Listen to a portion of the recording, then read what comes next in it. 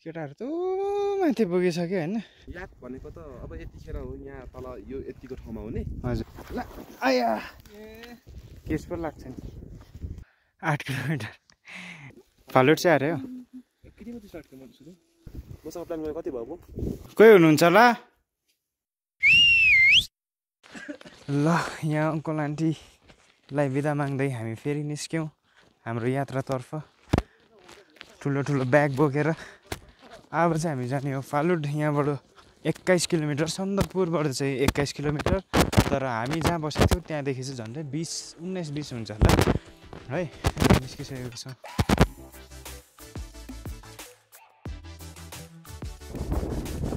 झन्डै 15 किलोमिटर आइपुग्दा चाहिँ यहाँ 2 बाटो भेटिँदो रहेछ। यहाँबाट चाहिँ राइट छिर्नुपर्ने रहेछ। यहाँ तपाईँको एरोहरू पनि रहेछ होइन। 5 किलोमिटर चाहिँ हिँडिसकेँ झन्डै लगभग 1 घन्टामा। अब रहेको छ 15 किलोमिटर जस्तो। अनि झन्डै 4-5 घन्टा त लाग्ने रहेछ अझै पनि। अब फेरि बिचमा गएर एकछिन होल्ड गर्नु पऱ्यो, चाबर चुबर खानु पऱ्यो। यो चाहिँ विशालले गाउँबाटै लिएर आएको लोकल मकै होइन केटाहरूले रिम्बिकबाट। र यसमा नुन हाल्ने काम हुँदैछ। र मकै खाँदै खाँदै हिँड्दा चाहिँ अलिकति तपाईँको स्टामिना पनि बरकरार रहन्छ अनि शरीरलाई पनि तातो राख्ने, अक्सिजन लेभल पनि बढेर जान्छ है। केटाहरू त माथि पुगिसक्यो होइन। हामी चाहिँ जाँदैछौँ। याक चौरी गाई पनि भनिन्छ। यो चाहिँ ठन्डामा मात्रै पाइन्छ है। मलाई सन्दकपू आउनु मन लागेको दुइटै कुराले गर्दा। एउटा चाहिँ बादल मुनि हेर्नु थियो होइन। जो फ्लाइटहरूबाट पनि त्यो चिज चाहिँ नजारा देखिन्छ तर हावाको एक्सपिरियन्स चाहिँ गर्नु पाइँदैन नि त। अन्त अर्को कुरा चाहिँ यो याक हेर्नु आएको थिएँ म होइन। अनि दुइटै कुरा पुरा भयो। अब जाँदैछौँ। अझै पनि राम्रो राम्रो नजाराहरू हेर्नु पाइन्छ होला है। याक भनेको त अब यतिखेर हो यहाँ तल यो यतिको ठाउँमा हुने। हजुर योभन्दा अब यो जब गर्मी फर्केपछि त देखिँदैछ नि माथि। हजुर त्यो ठाउँमा बस्छ। यतिखेर भनेको यहीँसम्म मात्रै झर्छ। On the way to Phalut. अझै हामी पुगेको छैनौँ तर यहाँ चाहिँ सानोबाट लेक रहेछ है। कति मजाको देखिएको। हावाको आवाज चाहिँ सुन्नु सक्नुहुन्छ होइन। कति जोडले चाहिँ आउँदैछ हावा चाहिँ। अब हामीसँग एउटै होमस्टेमा बस्ने पार्टीहरू चाहिँ उहाँनिर बिसाइरहेको रहेछ। सायद तिनीहरूको लास्ट स्टप यहीँ होला। पुरा इच्छा गरिरहेको थियो फालुट जानु। यो जग्गाको नाम चाहिँ मलाई एक्ज्याक्टली थाहा भएन है। क्षमा चाहन्छु त्यसको लागि चाहिँ। र यहाँ चाहिँ एसएसबी क्याम्प पनि रहेछ।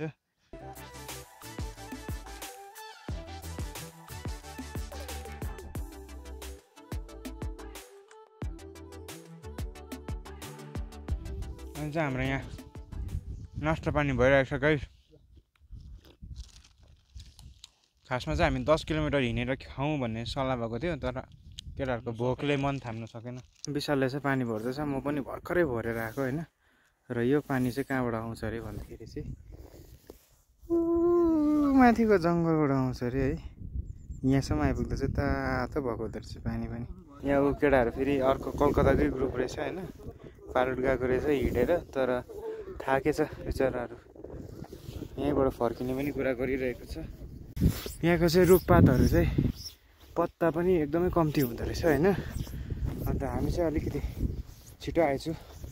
अझै अप्रिलमा आउनुपर्छ। अप्रिल लास्टतिर चाहिँ गुराँस राम्रै फुलिरहेको हुन्थ्यो चाहिँ। अझै फुलेकै छैन। रुखहरू पनि अब हरियाली चाहिँ छैन अहिले। अहिले चाहिँ हामी पक्का मिड पोइन्टमा आइपुगिसकेको छु। सन्दकपूदेखि जति हिँडेँ यहाँसम्म, यहाँदेखि अब फालुट त्यति नै डिस्टेन्समा छ है। र यहाँदेखि चाहिँ अलिकति ओह्रालो पनि रहेछ। ल आया झन्डै सरी 10-15मा हिँडेको है। 1:15 भएछ। टक्कै 3 घन्टा हामीलाई लागिसकेको छ। यसरी घोडालाई सामान बोकाएर पनि ल्याउने काम हुँदो रहेछ। यहाँ चाहिँ अलिकति स्टार्टिङ कोपिला लाग्दै रहेछ हो। तर अफसोस हामीले झम्मै फुलेको चाहिँ देख्न पाएनौँ। टिप्नु हुँदैन नि म र यस्तोहरू चाहिँ फेरि केस पो लाग्छ नि। पनि एक ग्रुप आउँदै रहेछ ट्रेकिङ गर्दै। फालुटबाट आएको होला सायद सन्दकपूपट्टि। We are still 8 kilometres away from our destination है। र यसरी जग्गा जग्गा क्याम्पहरू हुँदो रहेछ। र एकदमै एक्जस्टेड फिल भइरहेको छ। थाकिरहेको छ पुरा।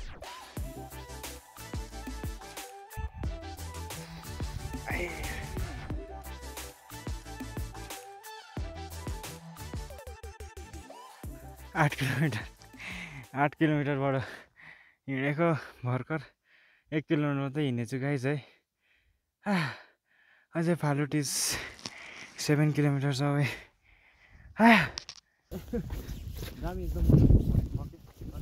गल्यो के गरेको छैन यहाँ ट्रेकिङ गर्नेहरू रहेछ।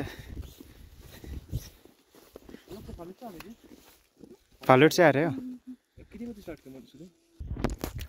लाइफमा त अब यस्तो जग्गा त आएको थिएन हौ म फर्स्ट टाइम हो एकदम मजा लागिरहेछ। मजा लागिरहेछ। अब कोही बेला यस्तो समयहरू धेरै नेक्स्ट इयरदेखि हो नि त हामीले होइन प्लानिङ तर 7 वर्ष भएछ प्लान गरेको। कति 7 वर्ष 7 इयर्सको प्लानिङ होइन सक्सेस भयो। मसँग प्लान गरेको कति भयो अब तिमीसँग 3 दिनमै भइरहेको नि हौ। राम्रो साथीहरू भेटेको छु मजा आउँदैछ ट्रेकिङमा।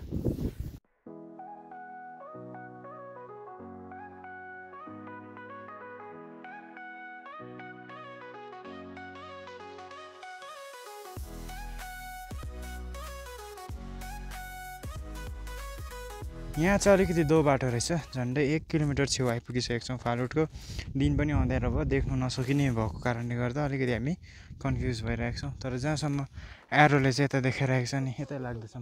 बिहान हामी 10-15 हिँडेको अनि अहिले 5-15 भएछ। 11-12 1 2 3 4 5 7 आवर्स है। आफ्टर 7 आवर्स अफ स्ट्रगल र थकान हामी फाइनली फालुट आइपुगेको छौँ। र यो फालुटको बोर्ड देख्न साथ हरेस लागेर आयो किनभने भोलि हामी रिम्बिक जानुपर्छ 38 किलोमिटर्स। आज आएको भन्दा पनि बढी भोलि हिँड्नुपर्ने रहेछ। केही छैन जिन्दगी यस्तै हो। आइपुग्यौँ फालुट। कोही हुनुहुन्छ होला र यहाँ फालुटको एकदमै फर्स्टकै होमस्टे रहेछ। यहाँनिर पनि सन्दुकमा जस्तै 800 गरेर नै मिल्ने भयो होइन पर हेड 800मा डिनर एन्ड ब्रेकफास्ट इन्क्लुडेड। यहाँ चाहिँ अलिकति खिड्कीमा नेटवर्क आउँदो रहेछ कि हुन्छ हुन्छ हुन्छ। हामी पसिसकेको छौँ रुममा। एउटा रुममा 5वटा बेड रहेछ। हामी 5 भाइको लागि ठिक्कै पनि भयो है। पुरा थाकिसक्यो गाइस एकदमै ज्यादा थाकिसक्यो। त्यही भएर चाहिँ यहाँदेखि उता म आज भ्लग गर्ने छैन। भोलि बिहान हेर्नुहोस् फालुट ल। Good night. Good morning guys. हामी भर्खरै उठ्यौँ 6 बज्यो। केटाहरू ढल्किरहेको छ होइन। बाहिर चाहिँ आज पनि सनराइज त्यस्तै हेर्नु पाएनौँ होइन। एकदमै फगी लागिरहेको छ बाहिर। अब 7-7:30तिर त हिँड्नुपर्छ आज झन्। यहाँ चाहिँ इलेक्ट्रिसिटी पनि छैन रहेछ। सोलरले चल्दो रहेछ अनि सबै चुलामा पाक्दो रहेछ। एकदमै चुलाको खाना ठिक लाग्यो। मिठो पनि भयो चुलाको खाना। अनि यहाँ स्टाफहरू हुनुहुँदो रहेछ है।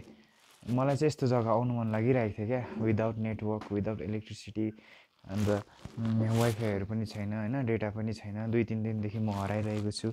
कतिजनाले कन्ट्याक्ट पनि गरिरहनु भएको छ होला है।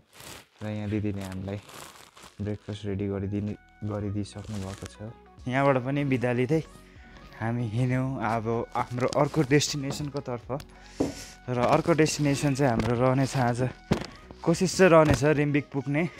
तर पुगिन्छ कि पुगिँदैन। यहाँ चाहिँ देखिँदैछ रिम्बिक 38 गोर्खे 15 अनि रामाम 23 है। र रामामसँग चाहिँ पुग्नु सकिन्छ कि आज। रामामबाट चाहिँ गाडी पाउँछ अरे नि त। गोर्खेबाट त पाउँदैन अरे। अन्त रामाम चाहिँ झन्डै हामी 23 किलोमिटर हिँड्नु पऱ्यो। हिजो हिँडेको भन्दा बेसी तर ओह्रालो छ भन्नुहुँदैछ। त्यही भएर अलिक छिटो हुन्छ कि भनेर। अनि आज चाँडै पनि निस्केको। बिहानको 7-7:30 मात्रै भइरहेछ।